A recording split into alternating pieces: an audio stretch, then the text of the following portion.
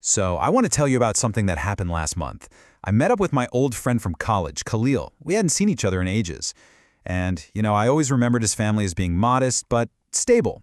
They ran this small factory that had been in their family for 3 generations. His grandfather literally built it with his own 2 hands. But when I saw him this time, I looked into his eyes, and all I could see was just despair. He didn't even say hello. Seriously, those were the first words out of his mouth. No small talk, nothing. Just this heavy, final statement that hung in the air between us. We are shutting down the factory. He told me they were right in the middle of it, trying to save whatever they could from this factory that was his family's legacy. This place built with the sweat and blood of his father and his grandfather. But you could just tell from his voice, the fight was already lost.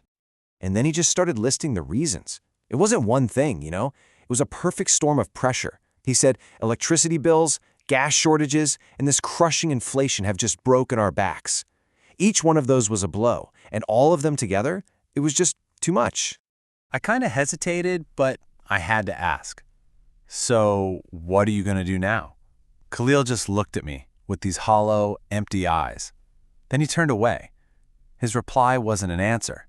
It was more like a confession, the kind you make in a nightmare.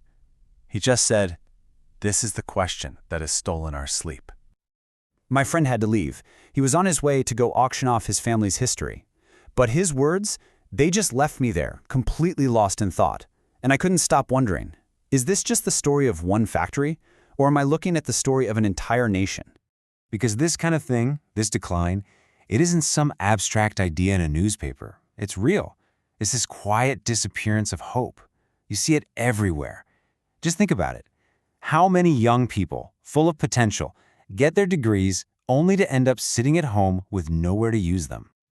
You see it in the eyes of the people who build our cities every day. How many laborers go out there from sunrise to sunset just looking for work only to have to go back to their families with absolutely nothing? And it hits the very heart of our communities too. Think about all those small shopkeepers, the ones who know your name. How many of them have been forced to lock their own doors for the very last time? But here's what I think is the most important part. The most frightening thing about all of this isn't the money that's lost. It's not the closed factories or the zeros missing from a bank account. No, the scariest part is the damage it does to the human mind, to our spirit. You have to see the difference here. Losing a job, that's a financial problem. But that crushing feeling of helplessness that comes with it, that's a psychological wound. A business closing, that's a financial event. But the loss of dignity, that feeling that you failed everyone, that wound goes so much deeper. This is exactly how economic hardship turns into personal trauma. And this trauma, it has a human face. It looks like a father feeling powerless in front of his own kids. It looks like a son who can't afford the simple medicine his aging parents need.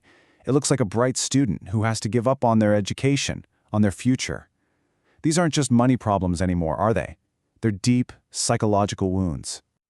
So then you have to ask, okay, is this just bad luck? Is a big economic downturn just some kind of natural disaster, like an earthquake or a flood that just happens and we can't do anything about it? No, not even close. Let's be really clear about this. Economic decline is the direct result of our own choices, our weaknesses, our bad policies, and yeah, our incompetence. It's what happens when we stop producing things and only consume things. It happens when we start counting on luck instead of hard work. It's not fate, it's a consequence. And who gets hit the hardest by these consequences? Well, it's never an even split. The elite are almost always protected, insulated from it all. The rich might feel a little turbulence, but their savings are a safety cushion. But the poor, they're living life without a net. For them, survival is a daily math problem. If you earn today, you eat today. An economic crisis isn't an inconvenience for them, it's a direct threat to their life. So, I know this all sounds really bleak, but does it have to be this way? I don't think so. This isn't about blaming people. It's about making a promise to ourselves that we are going to find a way forward. So where do we even begin? Well, I think there are 3 big steps. First, we have to change our own mindset. We've got to shift from just being consumers to being producers again, to value what we can create, not just what we can buy. Second, we have to demand better, smarter policies from our leaders.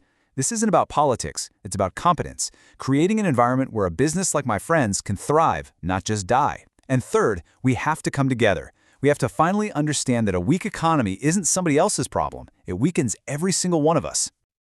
And this takes us right back to that deep connection between what's in our wallet and what's in our soul.